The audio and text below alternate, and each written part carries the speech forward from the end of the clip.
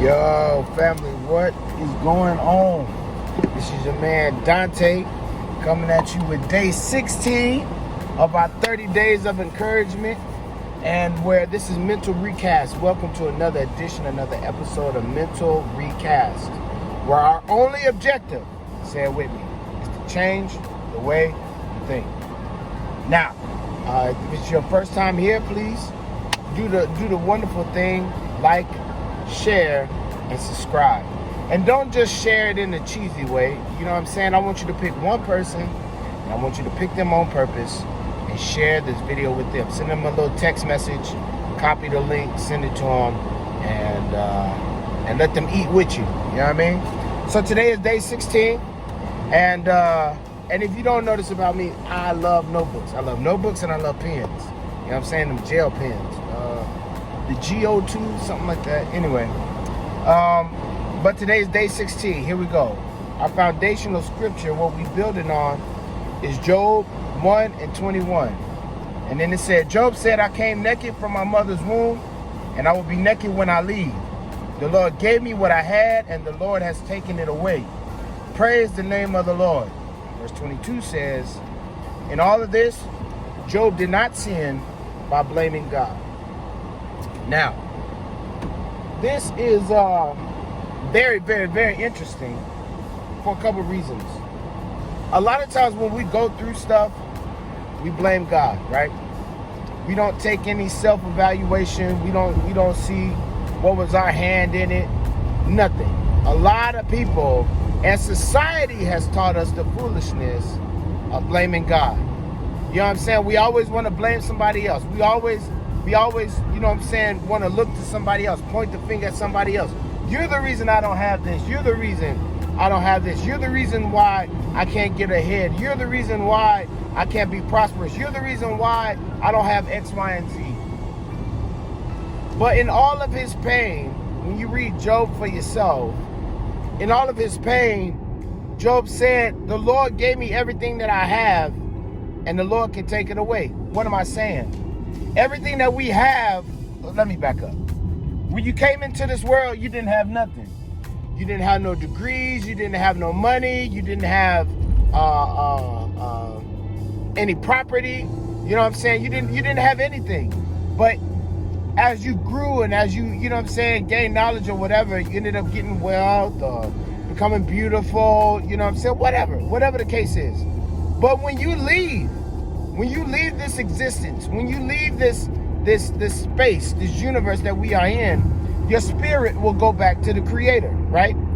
And so Job was saying, I came in with nothing, and I'm going to leave with nothing. Because you tell me one time, and it's a very popular saying, that you don't see a Uhaul behind any Hearst. You know what I'm saying? You don't see, and one of the craziest things, this is super nuts, when people get taxidermy. You know what I'm saying? When you actually see people getting stuffed, and you know what I'm saying, and they get, and I seen for myself two things. I think I seen one, somebody getting buried with their motorcycle, and then two, somebody getting buried in their Cadillac. Now I did see that. I did see somebody getting buried in their Cadillac. I saw that.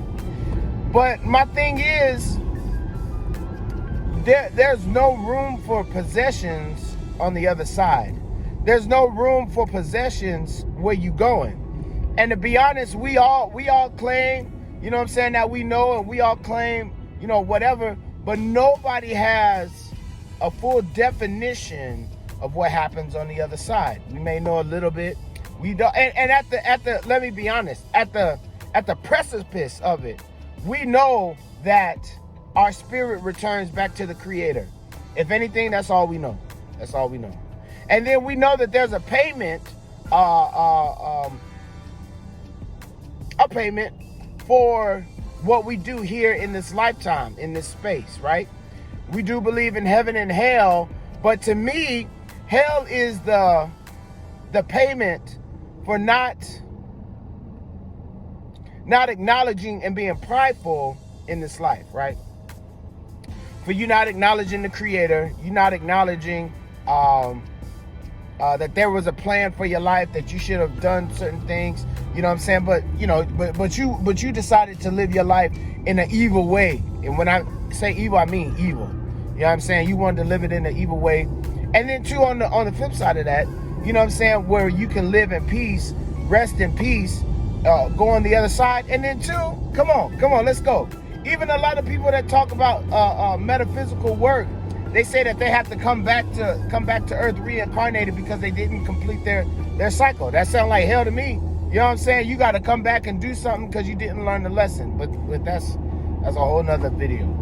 But what am I saying? Is that the things that we have in this life, the people that we have, the people that were gifted to us, you know what I'm saying? Our children, our spouses, our relationships, our family, our friends, our co-workers. You know what I'm saying? You got love for your co-workers. But all of these people were entrusted to us for a time, and they don't leave when we leave. We don't, you know, even if somebody die or whatever at the same time, we all have our own experience. No one is going to go back to the Creator together. We're not going to hold hands and die at the same time and we all leave together. That ain't real. That ain't real, and that ain't it. So I'm saying that we, today, being encouraged, 30 days of encouragement. You need to be encouraged to know that whatever you have in this life, it's not going with you, number one. So number two, you need to have the best life possible because you can't take it with you no way. And now I can hear somebody say, well, I might as well just do what I want to do. I might as well just, you know, not have nothing. I might as well just be the complete definition of a minimalist or whatever. Now, if you want to do that, that's cool. But why not live an abundant life and stretch yourself as far as you can in this life in a positive sense, so that when you die, you have no regrets. I was watching a thing on with Joe Rogan, and he was talking about William Hoff. And William Hoff was saying how, you know, he can hold his breath for 6 or 7 minutes and all of this. But one thing I caught, he said the cold was his teacher, you know, and he had to learn, you know, how to climb Mount Everest in shorts and sneakers. He said, but one of the main reasons why people go into depression, because he was talking about the breathing exercises and this thing. He said one of the main reasons why people go into depression is because they don't exercise themselves. They don't push themselves to see how far they can go.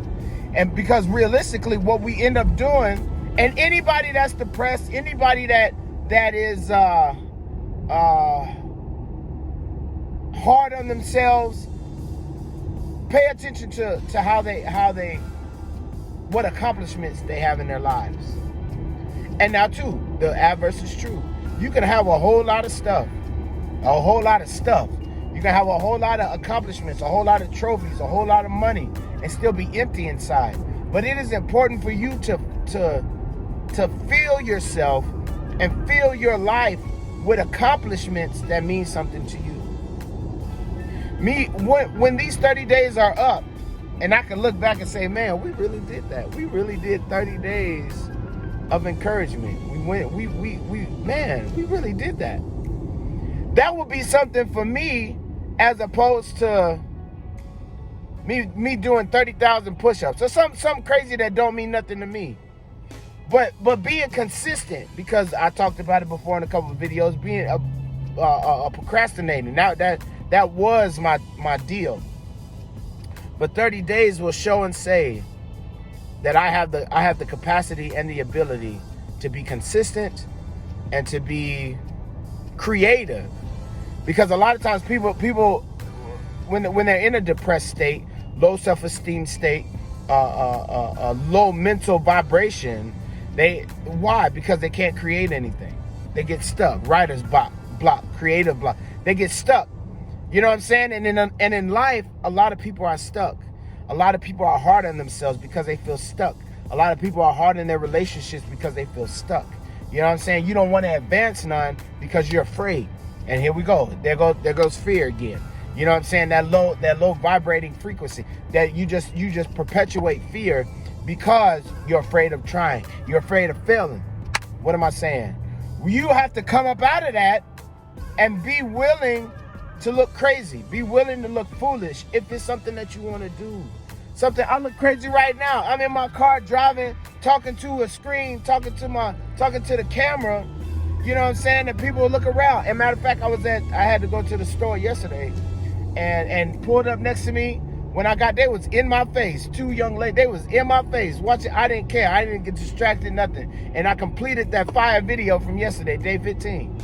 Why? Because all of that is a distraction. You know what I'm saying? And regardless of the distraction, you have to finish and you have to make yourself happy. You have to be content in this life. You have to be fulfilled in this life. And negative things will not fulfill you. They may feel your emotions, but on the inside, on the deep inside, your soul, that those negative things will not fulfill you. You hear stories of it all the time. I was addicted to drugs, addicted to drinking, addicted to sex, addicted to just being negative. All of those things may make you feel good for a moment, but they will not fill you. So today it's important that you understand that whatever's going on, number one, you can change it. You can change your outcome. But number two, don't be so wrapped up in the glitz and the glamour of it all that you forget that you're going to leave here. And when you leave, you're not going to take none of it with you. So the best thing for you to do is to do what feels good to you. And I'm not talking about being self-centered. I'm talking about being selfish. Preparing yourself, building yourself up so that you can help somebody else out, right? That is the most selfish thing that you can do. Be about you, build yourself, and if it's your first time, you're going to have to go to day 1 to understand what we're talking about. Because you have to be selfish and build yourself up. Build your mind, your emotions, your heart, your mindset. You have to build yourself up so you can be of use to other people. And not so that people can take advantage of you, but you can really strategically be something of value in their lives. So you have to do the work. And you have to say, okay, I'm going to be selfish. And I'm going to build myself up. I'm going to get myself together. I'm going to eat right. I'm going to sleep right. You know what I'm saying? I'm going to exercise. I'm going to do the necessary things for me, so that I can be of use to somebody else.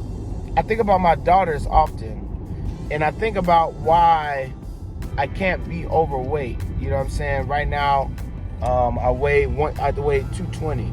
It may not look like it, but I weigh 220. And I am every day working on something, whether it just be taking herbs, you know what I'm saying, curbing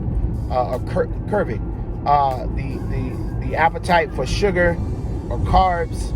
You know what I'm saying? Finding specific herbs that do that in the event I can't go and work out. Because it's not fair to them that I'm overweight and I can't run and play and I ain't got no energy for them. That's not fair. Because they didn't ask to be here. Rewind that. Your children did not ask to be here. So it's not fair that you give them 50% of you when they didn't ask to be here, right? So you need to be at a 100 for your children. You need to be selfish, and you need to make sure that you are okay. You need to be selfish and make sure that your body and your mind and your spirit is great so that you can give to other people.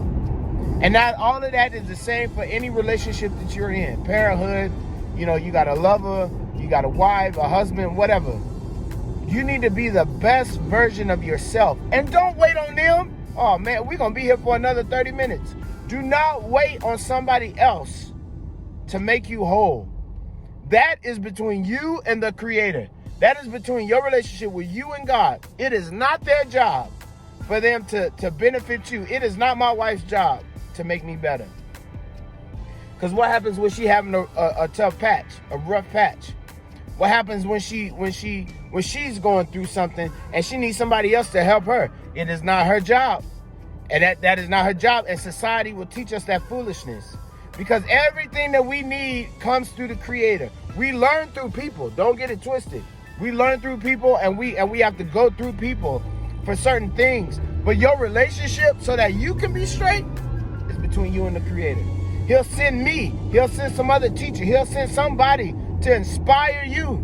But in order for you to do the work, that's between you and the source. You and the Creator. Ain't got nothing to do with nobody else. And when you learn that, and when you when you accomplish that, your life is going to turn around. Because William Hoff, he said one thing I did like. He said, I don't have a specific teacher. Nature is my teacher. And I was like, okay, I can kind of dig that. But I dig what you're saying, because I'm not reliant on anybody else to show me what I need. I'm not reliant, because you could have a bad day. You could have a bad day. You could be in a bad season, right? And here I come looking to you, expecting for you to do something good for me, speak to me or whatever. And then you come and say something sideways to me, and I take it to heart, and I don't ever want to be with you ever again. And that, a lot of times that is the definition of church hurt right there. You know what I'm saying? Some people go to church and they look for black and white, you know what I'm saying? In the mosque or whatever. Or whatever. You go and you look for somebody to be, you know what I'm saying, that little glimmer of hope, that little glimmer of light, and then they come and say something to you sideways, or they do something, and then you just be like, dog, I ain't think y'all supposed to be like this. I ain't think church people were supposed to be like this. The world treat me better than the church people. And that's what happened. Somebody was having a bad day. They was in a bad season. They was in a bad vibrational frequency. Something was going on, and you got it. And now you don't want to go to church. You don't want to fellowship with nobody. You just want to be a hermit. You just want to, and that ain't it. We need each other, but I don't need you to validate who I am. I don't need you to dictate how I should grow and how I should be. If you having a bad season, I thank God that I can see it from a mile away. And even in the event you say something to disrespect me or to offend me, I know to get out of your way. Because if you'll do it once, you'll do it again. Now that's an open-ended statement, because it has so many layers to it. But to compress it and to complete the situation, you need to be strategic about what you do. Strategic about your growth. Strategic about your development, because nobody is coming to save you. Because if so, it would happen already. If it was inside of man to come and do something for you, it would have happened already. But because God has you in a place where you're learning, and you're watching these videos, and you're listening to other teachers, and you're trying to develop yourself, it is between who do you think is trying to get your attention? It's not us. We just vessels. We're just conduits. You know what I'm saying? It ain't us that's trying. It is the Creator trying to get your attention for you to live a better life than what you're living right now. That's the end all be all. Why? Because you are not going to take anything with you when you leave. So, your thinking point, your assignment is for you to get in touch with the Creator ever the more today. For you just to have a realization, and just look around. Just look around your life. Whether you may be wealthy or poor, whatever, wherever you are in the society rank, look at your life and see where it needs to be improved. And now when you see it, you do the legwork to go and fix what needs to be fixed. Because it said that faith without works is dead. You can have all the faith in the world. You can listen to all the videos, all the meditation, everything. You can listen to it all. But if you don't do no legwork, you're just gonna be listening. Analysis paralysis is what you'll have. So, with that, man, I'm telling you, man, these videos this time be flying by. But anyway, this is your man Dante. This is Mental Recast, where our only objective is to change the way you think. We love you, and we'll see you tomorrow, day 17. Peace.